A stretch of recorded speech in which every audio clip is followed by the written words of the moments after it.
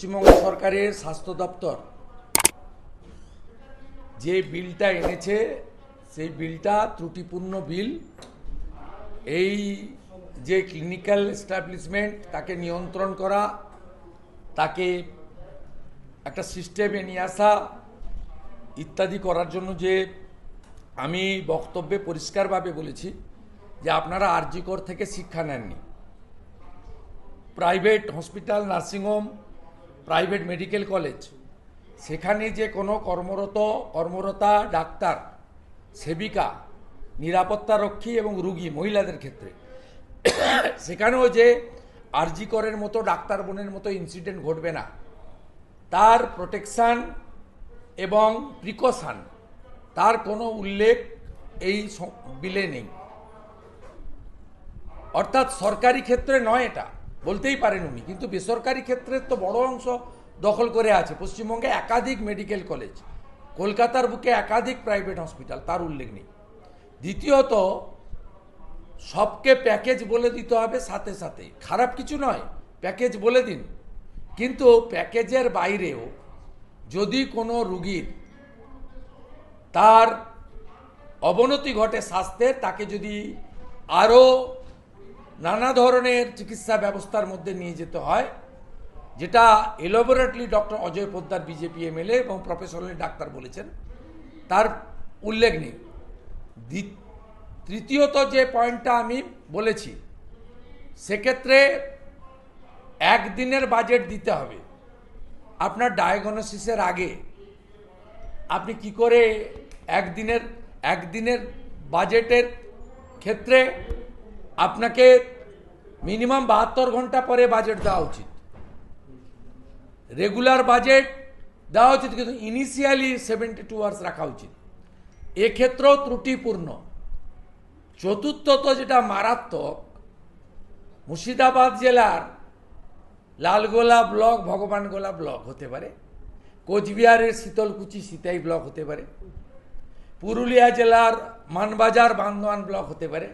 যে ছোট নার্সিংহোম আছে, সেই ছোট নার্সিংহোমে ই প্রেসক্রিপশান, ই বাজেট আর ই রুগীর ডেসক্রিপশান, তাদের অ্যারেঞ্জমেন্ট কোথায়?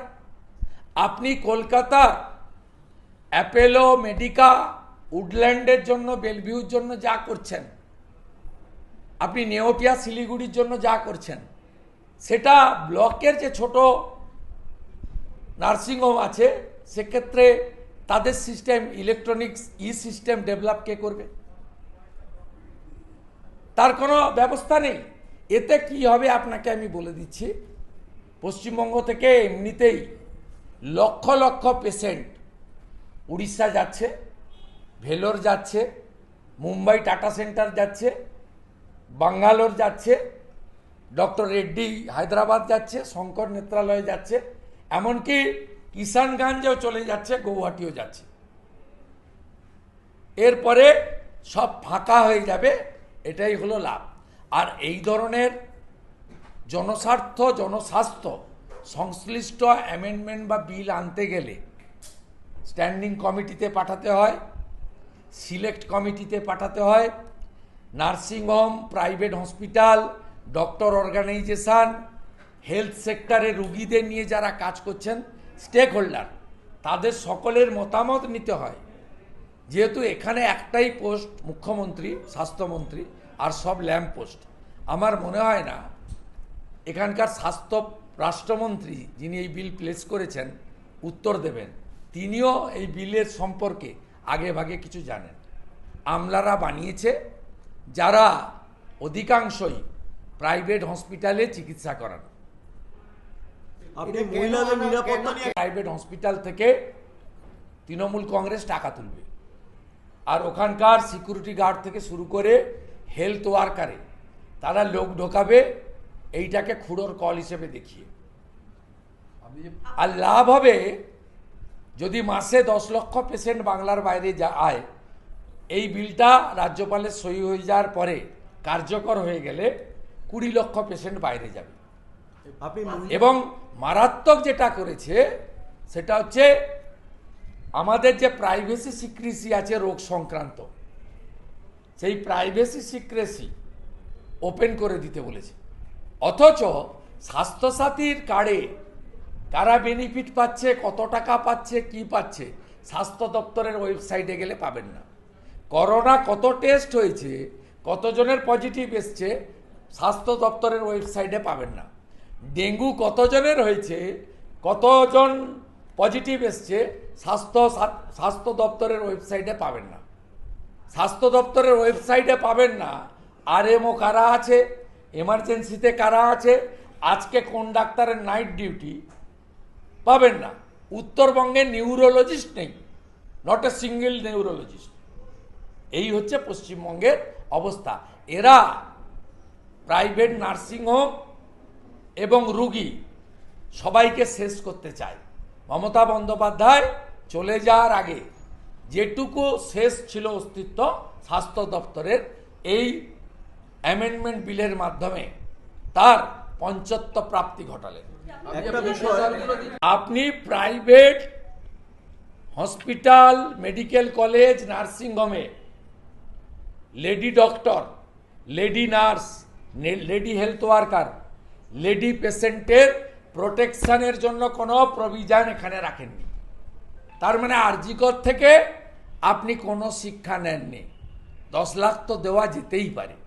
এই সাফোকেশনের কথা বলছিলেন বিধানসভাতে, এসি বিভ্রাটের যেটা ভাই না, এসি তো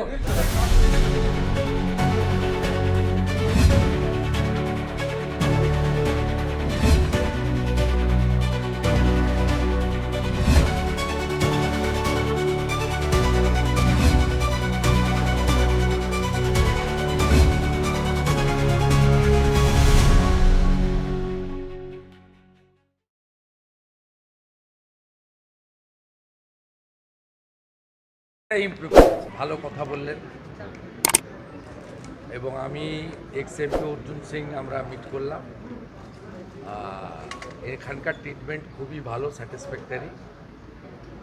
আর অভিজিৎবাবু নিজেও আমাকে বললেন যে তিনি 60%, মানে ওনার একটা ক্যালকুলেশন যে উনি অনেকটা ইমপ্রুভ করেছেন। ভালো কথা বললেন।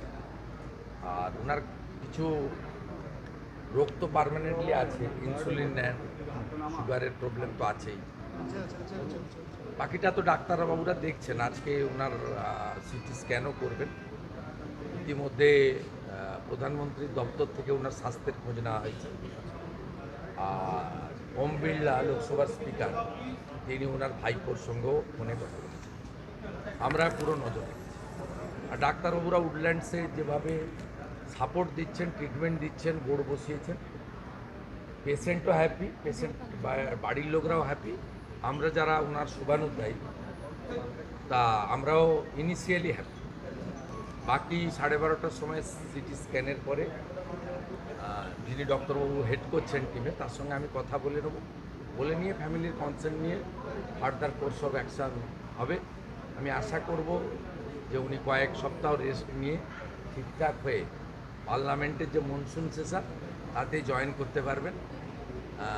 ওয়াকফ অ্যামেন্ডমেন্ট বিলের জেপিসিতে উনি মেম্বার ছিলেন, গুরুত্বপূর্ণ রোল নিয়েছেন। আগামী দিনেও সংসদীয় ব্যবস্থাতে উনি খুব ইম্পর্ট্যান্ট রোল নেবেন, এটা আমি করব। আর আমরা ভারতীয় সনাতনী, আমরা ভগবানের কাছে, মা কালীর কাছে প্রার্থনা করব ওনার দ্রুত আরোগ্য এবং সুস্থতা এবং স্বাভাবিক কাজকর্মে ফিরে আসে। দাদা, he is improving, his health conditions are now stable.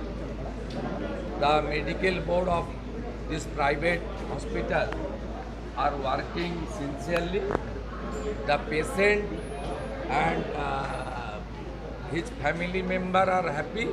We are also happy. any message from PMO office and PMO Lok office Sabha?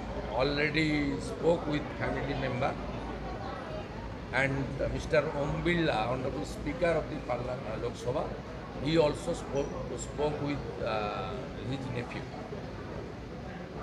Upcoming monsoon session will start. Now, hopeful that Mr. Ganguly will perform his constitutional obligation and duty after recovery properly and satisfactorily. आपका धरना अवस्थान में शामिल होने के लिए तैयार है। আমি সরকারের কাছে এক নম্বর দাবি করব, আগুন নেভাতে পারেননি, এখন পুলিশ আর দমকলকে বলছেন ঘরগুলো ভেঙে দাও। ভাঙতে দেবেন? হ্যাঁ কিনা দেবেন না? তো লড়াই হবে। প্ল্যানিংটা আপনি জানেন, মুখ্যমন্ত্রী জেনে গেলেন। রাত্রি 1টায় আগুন, 4টায় দমকল।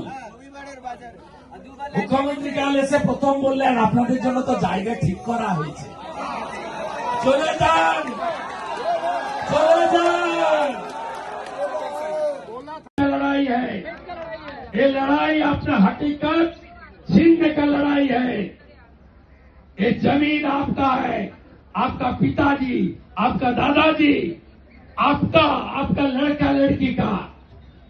ये जमीन रक्षा करने के लिए हर मुहिम में नेता पश्चिम बंगाल विधानसभा आपका साथ, मैं जैसे नंदीग्राम जंगल महल में खड़ा हुआ हूँ, इस तरीके से यहां भी खड़ा रहूंगा। और जबरदस्त लीडर है राकेश सिंह जी, उसका साथ खड़ा रहिए। बाकी हम सब लोग एक साथ है। अर्जुन सिंह जी है आपका देशवाली भाई, বাকি আছে আপনাদের এই এলাকা। অলরেডি মাল নেওয়া হয়ে গেছে। টিএমসি মানে এখন তৃণমূল কংগ্রেস নয়, মামাটি মানুষ নয়, টাকা মারা কোম্পানি। তাই মুখ্যমন্ত্রী জেনে গেছেন জায়গা ঠিক হয়ে। इसको रेट चार्ट सबको ले ये बिल में मैं मेरा स्पीच रखा, आप लोग सुन भी लिया है। इसमें बहुत सारा गलती है। अभी बंगाल से 10 लाख लोग बंगाल छोड़ के दूसरा प्रदेश में जा रहा है ट्रीटमेंट के लिए। यहाँ हेल्थ सेक्टर में डिजास्टर है। कोविड का परचेज से लेकर आज तक आरजीकर का इंसिडेंट से लेकर हेल्थ सेक्टर में किस तरीके से धांधली हुआ है सबको पता है। आप भेलोर सीएमसी चला जाइए, मुंबई टाटा कैंसर हॉस्पिटल में चला जाइए, डॉक्टर देवी सेठी का हार्ट हॉस्पिटल में मंगलूर में चला जाइए, डॉक्टर रेड्डी का गैस्ट्रोलॉजिस्ट हैदराबाद में आई का शंकर नेत्रा में चला जाइए। More than 50% patient from West Bengal. West Bengal में हेल्थ सेक्टर में डिजास्टर है। यहाँ आयुष्मान भारत चालू नहीं है। ये आज जो कर दिया, अभी 2 गुना पेशेंट बाहर जाएगा। और सबसे बड़ा आरजीकर से ये लोग कुछ भी इसको शिक्षा नहीं मिला।